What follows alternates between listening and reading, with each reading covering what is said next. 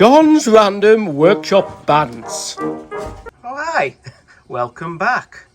Bloody hell, this is like the Secret Life of Drills sort of thing. I think I'm going to have to rename my channel John's Random Makita DHP458 channel. Anyway, I will get through these drills. But as you can see, I've got the brush holders back on. I've cleaned all the melted plastic off. And I've got that sorted. But this video isn't really about that. Is there a little bit of play in that bearing? No, I think it's okay. It's about this. I know, I haven't got the clamshell back in yet. I know that. But when it goes back together, obviously these seams here will go tight. But what is this little hole for? What is this mysterious hole for? We're going to go into what I think it is. And also we're going to go recap on the last video on about this little hole where you'd put a strap. So we're going to have a little bit of a chat about that as well. As you can see, the clamshell needs screwing back together. And then we're going to have a talk about little holes. Well, big holes and little holes, and also we're going to have a look about the ventilation and the cooling system for these drills. So that, bloody hell, that will be exciting, you're saying. Well, yeah, okay. There we go. Okay, I've got the clamshell back off, and this is where this little hole is here. Obviously, that's half of the little hole. When you put the clamshell on, it makes it like a circle, and you can see, if you look, what you can see is I've actually cleaned the inside of this, but I've missed a bit. Fucking hell, fucking shoddy job. You can see some dust there. So it must be some way to cool the switch. So just let it back up a little bit. So when this is going, it must drag. It must, I think, drag a little bit of fresh air through there, along here, and cool the switch. Now the switch, as far as I can see, has already got a cooling element. This copper rectangle bit is I think they call it a heat sink. What it does is the cables that come off the switch, and the cables presumably not just do the switch, but they connect onto all the rest of the cables that go the positive and negative for the motor, and from the battery. I think these cables here go into here, and they get warm, and it dissipates the heat into this bit of copper there. Copper, as we know, is a good conductor of heat, so that will cool all the cables down, and in turn cool the internal components down. So I think that's what that little hole does, but we're not sure. Look, if you go in really, really deep, every Makita drill or tool, when it came out of the factory, it had a little stamp in it. Let's just see if we can get that to focus. So if you look closely, hang on, just turn it round. Let me turn it round. Let's see if we can see it. Well, if you can see it, it says this drill was built in October. Oh, hang on, is it going to focus? Oh, nearly, bloody hell. Anyway, October 2012, and that's stamped into it. So, let's get this back together now. Oh, hang on a minute. Forgot something. We're going to talk about this little, it's a little hole in the back of the drill, and it's part of the pin that fastens the two clamshells together.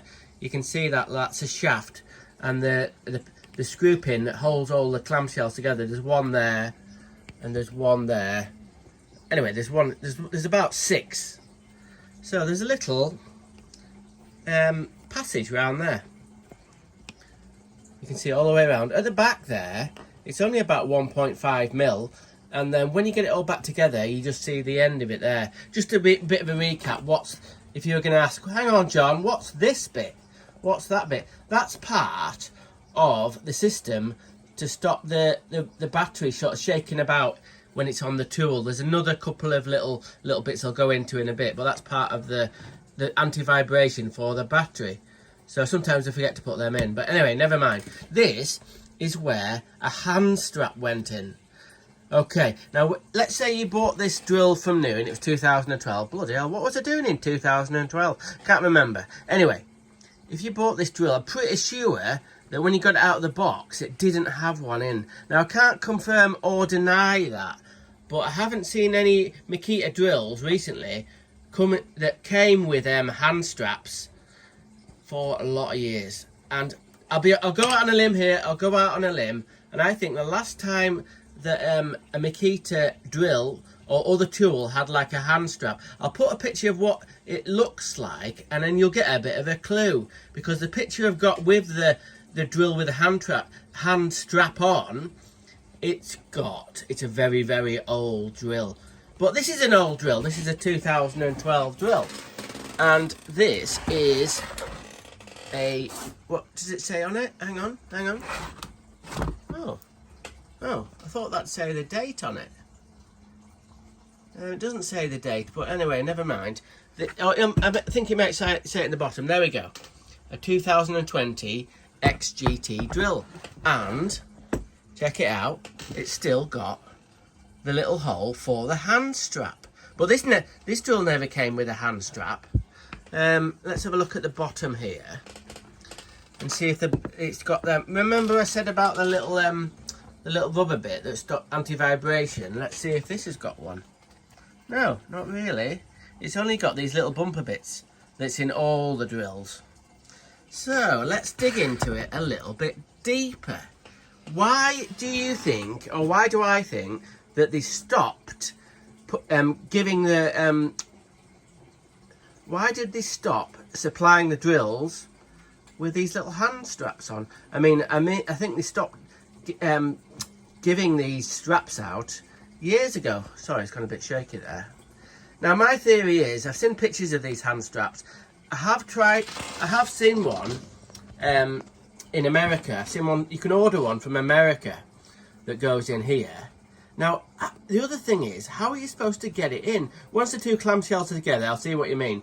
But there doesn't seem any way to get the hand strap in. Obviously, the hand strap, what I can see is just like a loop of it's sort of like a nylon sort of material, and it was made so you can put your hand through it and hold onto the trigger, and the strap would go around there, and then if you dropped your drill out of your hand and you're working on a scaffolding on a ladder, it wouldn't drop out of your hands.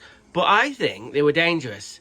But I've never used one, but I'm assuming they stopped giving them with the tools and selling them, really. I know you can get them in America. I think they were dangerous. Why? They were only small, and they didn't seem to have any kind of like sort of release thing. I could have got that wrong, but I think part of the reason why they didn't they stopped selling them is they were dangerous. And if you can imagine, if you had this hand strap on and then the tool got dragged into something, caught on something, it could do your wrist a lot of damage. But that's only a guess. That's only a guess. But we'll have to maybe do a few more little bits of investigation. And maybe, we probably won't get to the fucking bottom of it, but you never know. You never know. Anyway, let's get this bad boy back together. Okay, and we're back. I've got this all back together. Got all the screws in. How many screws did I say there was to hold this together? Okay, there's 1, 2, 3, 4, 5, 6. There's one behind here. 7, 8, 9, 10, 11, 12, 13. Is that right? That can't be right, can it? It can't be 13 screws. Let's do it again. That's got 4 screws, so I'll settle with 4. There's one behind here, 5, and there's 2 on the back case in there. 5, 6, 7, 8, 9, 10, 11, 12. Ooh. There's 13 screws. I'm not happy about that. No wonder they keep on breaking down with fucking 13 screws. Anyway, how did I get onto that? Anyway, it's not about the fucking 13 screws. I've got it back together, and I'm stoked it's working. sometimes, amazing as this might sound, sometimes, amazingly, when I take stuff apart and then put them back together again, they don't fucking work. But these are quite simple, actually. The problems I've had with these mainly, the main problem is this overheating at the back. And sometimes this ring selector goes faulty. Or the switch, maybe. Very rarely the switch, though. But this is working fine. Anyway, the main thing we're going to look at today is how it cools itself down. Now, we're going to do a little test about that. This little, I'm going to get a bit better light. Bit of light there. There we go. This is the little hole, the mystery hole, where I think it's drawing fresh air or cool air into it to help cool it down. So if what I've got here is a little bit of loo roll. I'm gonna let me have a look. Got a little bit of loo roll there. Look at that. A little bit of ruler. Made a little square. Looks like an acid tab. I don't fucking know what an acid tab looks like. Anyway, I think acid tabs are actually smaller than that and they have a smiley face on anyway. So what we're going to do, we're going to do a little experiment. We're going to get it going, we're going to press the trigger, and we're going to see if this will stay against the hole. That would mean, technically, that it's sucking air into this little port. So let's give it a go.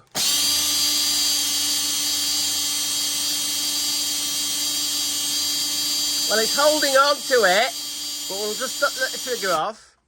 Oh. Well, yeah, it does.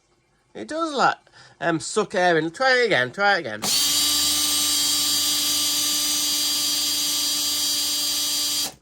So there we go. I've actually solved it. That little hole there is to help cool down this area of the drill. Maybe it's made to cool down the switch. So while we are at it, what we'll do, we'll have a look at these other cooling bits here. So we've got two cooling bits here. What I mean by cooling bits, I mean it's got ports or holes or whatever, or whatever you want to fucking call it. I don't know. What should we call them? Holes? No, that's ports. We'll call them cooling ports. So we've got two there. We've got a little set here on both sides. Look at that. Both sides there. And then we've got some at the back. So which ones blow and which ones suck? Okay, we'll try these one first, see what this ones do. We'll get a bit of loo roll. Get a little bit of loo roll and see what these ones do. Well, there we go. That's drawing, obviously, air into the machine. Oh, yeah, it's fallen off. And I think it's the same with the bottom one. Let me just see if we can do that thing where it flaps a bit. Are you ready? Yeah. So that's what they do. What about these ones? What about these back ones? Oh, there we go. That's obvious. So it's drawing air in here, cooler air, and then it's expelling it. That sounds fucking posh, doesn't it? Expelling it out of this bit. As we know, that's where the brushes are. That's the bit that gets fucking hot. So what about these at the back? What about these at the back? Should we try these?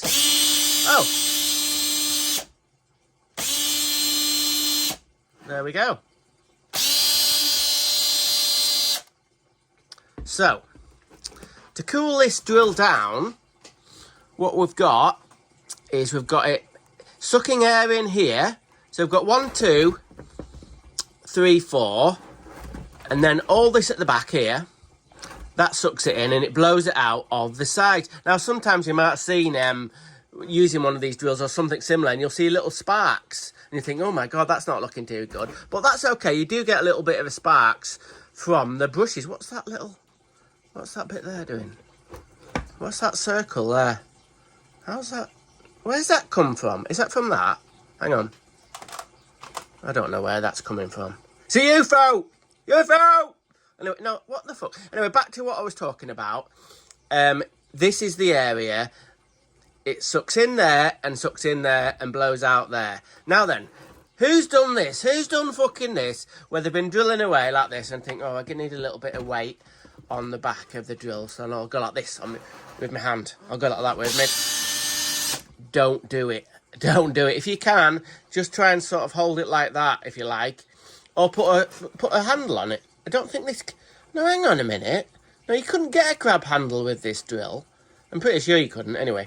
So, you can imagine, this is one of the main bits that lets air go in and cool the brushes down and the motor. And if you put your hand over it like that,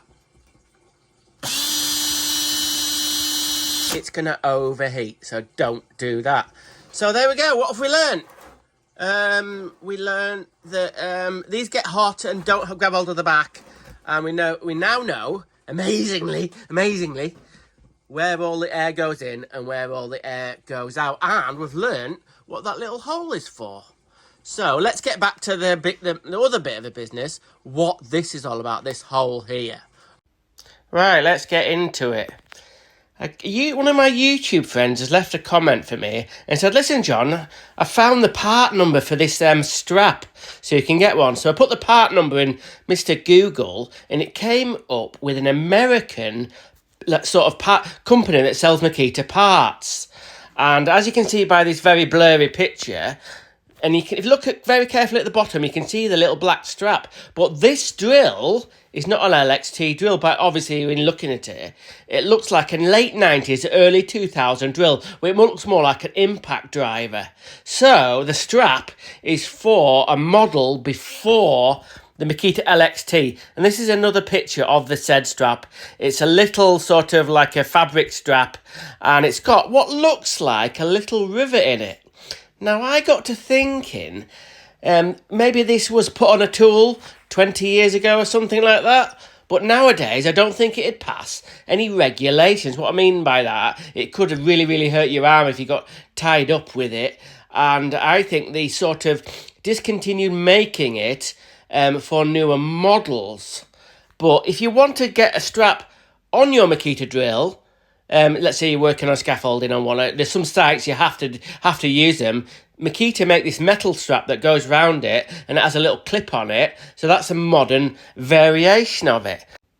So there you go. The holes there for the strap, and there's a few similar sort of holes in various other Makita tools, even new ones. It must be some kind of regulation. They've got to put the hole ready for a strap. But you can still get a strap, kind of, from America for older Makita drills. But most people don't really use them anymore. So there we go. Oh, thanks for watching. Keep it random.